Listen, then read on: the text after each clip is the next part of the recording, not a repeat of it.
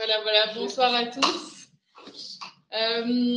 Donc nous, pour le biais de notre présentation, nous voulons vraiment insister, vous démontrer l'intérêt réel de l'implémentation continue de toutes nouvelles technologies diagnostiques rapides qui permettront d'optimiser la prise en charge de tout épisode infectieux, que ce soit chez un patient immunocompétent non greffé, mais ici, bien entendu, on s'intéresse aux patients greffés.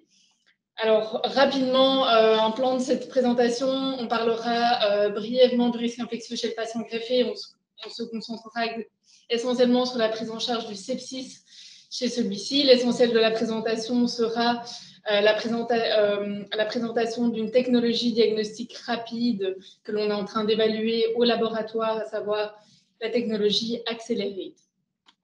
Alors, rapidement, vous n'êtes pas sans savoir que les transplantations d'organes solides sont en plein essor, en pleine augmentation, et ce, à l'échelle mondiale, avec une amélioration réelle dans la prise en charge de ces patients, à la survie du greffon.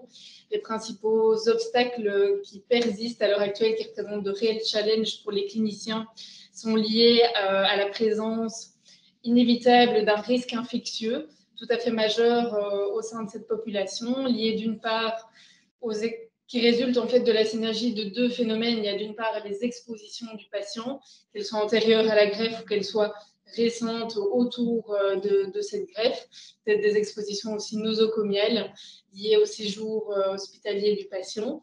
Et alors, bien entendu, qui dépend de l'état d'immunosuppression du patient, directement lié à la stratégie immunosuppressive qui est choisie chez le patient, la présence de comorbidités, de conditions de pathologie sous-jacentes qui peuvent déjà affecter l'immunité du patient, la présence de dispositifs, cathéters ou autres qui peuvent également favoriser cela. Alors, je ne vais pas m'étendre sur ce risque infectieux. J'aimerais principalement parler de l'état de sepsis qui peut également affecter le patient greffé, qui représente la principale cause de morbimortalité au sein de cette population, qui est une situation de réelle urgence et où particulièrement le diagnostic microbiologique joue un rôle essentiel dans la prise en charge de cet état pathologique chez les patients greffés. Alors, tout simplement, tout comme chez le patient immunocompétent, le sepsis relève de réels challenges tant sur le plan diagnostique et thérapeutique. Sur le plan diagnostique, il y a évidemment une importance cruciale de la reconnaissance précoce de l'état de sepsis chez le patient, en fonction que la particularité du patient greffé, c'est que l'on peut avoir une clinique plus frustre, avec une fièvre moindre, une leucocytose plus modérée. Et alors, bien entendu, le diagnostic microbiologique est au centre de la prise en charge du patient, qui se fait sur base du prélèvement donc, de flacons d'hémoculture qui, après quelques heures passées dans l'incubateur, si elles sont positives, font l'objet d'une identification du pathogène mis en cause et de la réalisation d'un antibiogramme.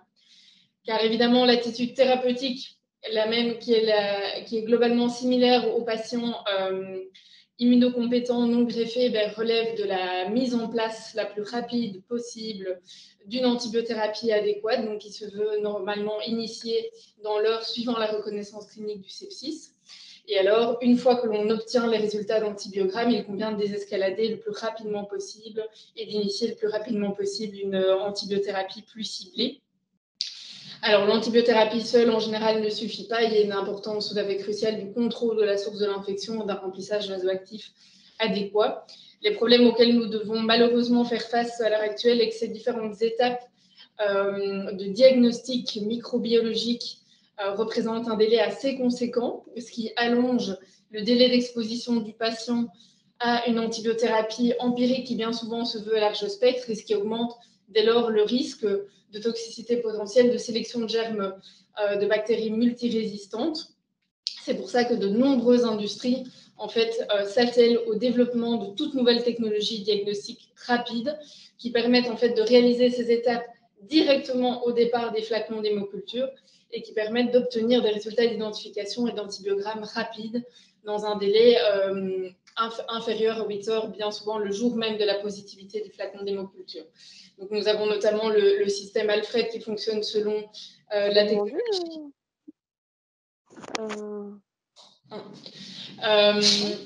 Selon le principe de diffraction de la lumière, mais aujourd'hui, on va se concentrer sur le système accéléré que Cyril va vous présenter. Donc voilà, donc comme a dit Manon, le système accéléré, c'est un système, c'est le petit appareil ici que vous voyez à gauche avec sa cartouche en dessous. C'est un automate qui permet directement à partir des flacons d'hémoculture d'obtenir une identification à l'antibiogramme.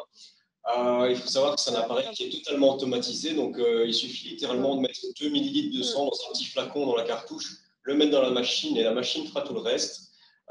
Et l'avantage premier de cette technologie, c'est que c'est très rapide. On obtient en 2 heures l'identification et en 7 heures l'antibiogramme.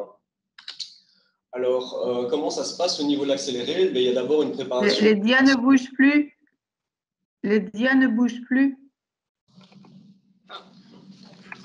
Si Yann, Anne, ça fonctionne très bien. Hein, donc, Bon, on continue alors. Donc, il y a d'abord une phase de préparation de l'échantillon où il va y avoir une lisse des hématies et une filtration par électrophorèse qui va garder uniquement ce qui nous intéresse ici, c'est-à-dire les bactéries, pour ensuite passer à la première partie qui est l'identification. Donc, c'est par méthode fiche multiplex qui va présenter également l'avantage de pouvoir identifier plusieurs bactéries si c'est des hémocultures multigermes. Ça, c'est ce qui se passe dans la machine au niveau de l'antibiogramme. Donc, c'est quelque chose de dynamique. Hein. Ici, ce n'est pas très représentatif vu que c'est des photos, mais au niveau de chaque cellule de la cartouche, il va y avoir des concentrations d'antibiotiques et une croissance ou non bactérienne. Et l'appareil va prendre des photos à intervalles réguliers pour extrapoler, comme on le voit au-dessus, des courbes de croissance et des gaussiennes de distribution de la division. Et en fonction de ces paramètres, un algorithme va pouvoir permettre d'estimer au plus proche la concentration minimale inhibitrice pour chaque antibiotique. Donc ça, c'est le panel qu'on a utilisé parce qu'on s'est focus sur les entérobactéries. Donc on voit à gauche les germes qui sont retenus dans ce panel, à droite les antibiotiques testés pour chaque germe, ce qui nous montre déjà qu'au final, dans le panel, on a pas mal d'entérobactéries, mais également de non-fermentants qui ne sont pas repris et qui pourraient constituer un avantage clinique. On y reviendra plus tard. Donc, comment on a procédé? C'est simple, une comparaison de méthodes classiques en laboratoire. Donc, on a évalué notre méthode par rapport aux procédures standards qu'on utilise. Donc, on a comparé la méthode d'identification par fiche au Malditov MS, l'antibiogramme de l'accélérate aux méthodes classiques de laboratoire, à savoir le VITEC ou bien les méthodes de diffusion en disque. On a comparé les identifications et on a comparé les antibiogrammes via les normes Cumitech pour enfin vérifier en cas de discordance par e-test ou par sensi-titre qui avait raison. Au niveau des performances générales et de l'identification, on voit qu'on a, sur les 28 hémocultures qu'on a passées, on a eu l'identification en moyenne en 1h35 et l'antibiogramme en 7 heures. Donc, à ce niveau-là, en tout cas, Accelerate répond aux attentes que la firme avait données. Au niveau de l'identification, donc on remarque qu'il y a une seule hémoculture qui n'a pas été identifiée correctement, un entérobactère, ce qui nous donne une sensibilité de 96% au niveau de l'identification.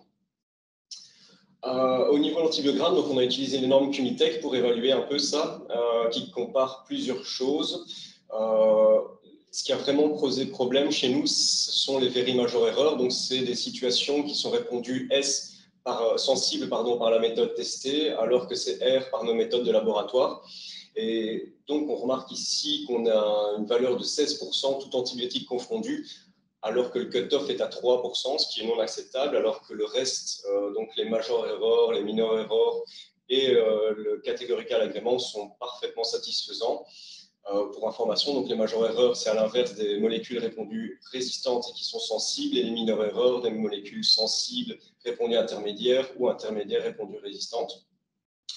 Et donc, pour jeter un œil un peu plus à ces fameuses very major erreurs, on remarque deux choses principalement. Mais la première chose, c'est qu'on a un nombre de résistances testées qui est très faible, et donc, fatalement, en pourcentage, on va être vite dans des valeurs hautes. Donc, c'est difficile à partir de juste ces chiffres de tirer des conclusions. Et la deuxième chose qui saute aux yeux, c'est que ça concerne pas mal de céphalosporines de 3e génération, ce qui peut s'avérer problématique parce que ce sont des molécules simplement utilisées en clinique. Au niveau des mineures erreurs et des majeures erreurs, encore une fois, on voit que ça concerne une ou deux erreurs par test, ce qui va donner des pourcentages supérieurs au cut-off, mais qui ne sont sûrement pas représentatifs. Et on voit qu'on a eu quelques soucis avec le PIP Naso, qui est aussi un peu plus ennuyeux car on l'utilise en clinique. Donc voilà, au niveau des avantages et des inconvénients de cet appareil, mais simplement les avantages comme on les a décrits, c'est un délai d'obtention et d'identification rapide, beaucoup plus rapide en tout cas que les méthodes conventionnelles qui nécessitent un repiquage, une identification et un antibiogramme encore ce qui va prendre au moins une trentaine à une quarantaine d'heures. La manipulation qui est vraiment très facile, l'instrument est ergonomique, moderne, le volume est vraiment restreint et le logiciel est instinctif. Et les réactifs sont très stables dans le temps. Cependant, il y a quelques inconvénients. Un des premiers qui nous a sauté aux yeux, c'est le fait que l'identification et l'antibiogramme soient dans la même cassette. Ce qui fait que quand il y a une erreur d'identification ou des émoques avec plusieurs germes, ça arrête le processus, ce qui fait qu'on perd toute la partie antibiotique qui doit être jetée à la poubelle. Donc, c'est un gaspillage non négligeable. La deuxième chose, c'est qu'il manque dans le panel certaines entérobactéries non fermentantes d'intérêt clinique. Et enfin, les réactifs sont assez coûteux par rapport à nos méthodes classiques. Donc, que dit la littérature par rapport à l'impact clinique du système Accelerate? Donc, ici, il s'agit d'une revue de 12 articles dans laquelle les auteurs ont comparé le système Accelerate à d'autres méthodes conventionnelles d'identification et de réalisation d'antibiogrammes. Donc, il y avait deux objectifs principaux. Le premier, c'était d'évaluer les performances analytiques du système. Et le deuxième objectif, c'était d'étudier l'impact clinique du système sur la prise en charge des patients septiques. Donc, est-ce que oui ou non, grâce aux résultats précoces fournis par Accelerate, il y a une prise en charge plus rapide des patients? Donc, concernant les performances analytiques, le categorical agreement était supérieur à 91%, ce qui correspond au categorical agreement que nous avons obtenu, qui était de 94%. Donc, les critères évalués pour l'impact clinique étaient le time to report et le time to definitive therapy. Donc, le time to report, c'est le délai où les résultats sont disponibles pour le clinicien. Et donc là, plutôt que d'utiliser le TAT, qui va dépendre en fait des laboratoires, parce que certains laboratoires avaient utilisé pour T0 le temps de prélèvement des hémocultures ou le signal positif des hémocultures ou le résultat de la coloration de grammes. Donc, plutôt que d'utiliser ce TAT-là, les auteurs de cette revue ont préféré évaluer en fait le temps gagné avec l'utilisation d'Accelerate. Et donc, ils se sont rendus compte qu'à la fois pour les grammes positifs et les grammes négatifs, pour l'identification, donc les méthodes d'identification conventionnelles avaient donné des résultats 20 heures après le résultat fourni par Accelerate. Et concernant les résultats d'antibiogramme, donc on avait gagné avec Accelerate en fait 33 heures, donc soit presque une journée et demie. Donc, le deuxième critère qui a été évalué, c'est le time to definitive therapy, donc le délai avant la thérapie définitive. Et là, ils se sont aperçus également qu'à la fois pour les grammes positifs et les grammes négatifs, Accelerate avait permis la réduction du délai avant la thérapie définitive de plus ou moins 20 heures. Et donc, cette réduction était surtout due au programme de gestion des antimicrobiens, à la collaboration étroite entre microbiologistes et cliniciens, et également à l'ouverture du laboratoire 24 heures sur 24 et 7 jours sur 7. Donc, en bref, Accelerate avait permis la réduction du délai de prise en charge de la bactériémie de plus ou moins 25 heures. Et cet impact était surtout important dans les hôpitaux à forte prévalence d'infections à bactéries multirésistantes. Donc, il avait permis la diminution en moyenne de 17 heures de la durée d'exposition à une antibiothérapie empirique.